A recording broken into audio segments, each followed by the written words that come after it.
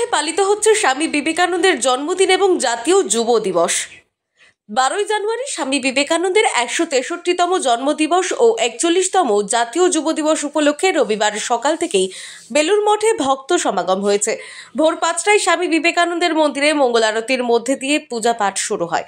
সকাল থেকেই বিভিন্ন স্কুল, ক্লাব ও বেলুড় মঠের শাখা সংগঠনের পক্ষ থেকে প্রভাত ফেরির মাধ্যমে পড়ুয়া ও শিক্ষার্থীরা যুব দিবসে বেলুড় মঠে উপস্থিত হন। তারা স্বামীজির ছবি সম্বলিত বর্ণাঢ্য শোভাযাত্রা নিয়ে স্বামীজি এবং ঠাকুরের গান গাইতে গাইতে মন্দিরে প্রদক্ষিণ এবং ঠাকুর দর্শন করেন। এই উপলক্ষে মূল মন্দিরের বাদিকে অস্থায়ী মণ্ডপে স্বামীজির আবির্ভাব দিবসে নানা ধর্মীয় অনুষ্ঠানের আয়োজন করা হয়েছে। সেখানে তারা স্বামীজি বিষয়ক নানা অনুষ্ঠান, বেদপাঠ, ভজন, ভক্তিগীতি, স্তবগীতি, স্বামী বিবেকানন্দের জীবনী পাঠের আয়োজন করা হয়েছে। দুপুরে ধর্মসভা এবং সন্ধ্যায় সন্ধ্যা আরতির পর অনুষ্ঠানের সমাপ্তি হবে।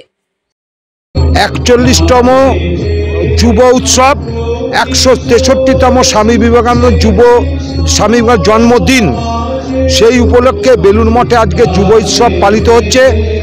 এবং আধ্যাত্মিক জগৎ থেকে দেখতে গেলে স্বামী বিবেকানন্দ বেলুড় মঠে ছিলেন সেই কৈলাসের শিব।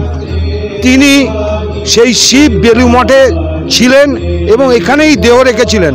সুতরাং এইটা একটা বিরাট পীঠস্থান বলতে গেলেও।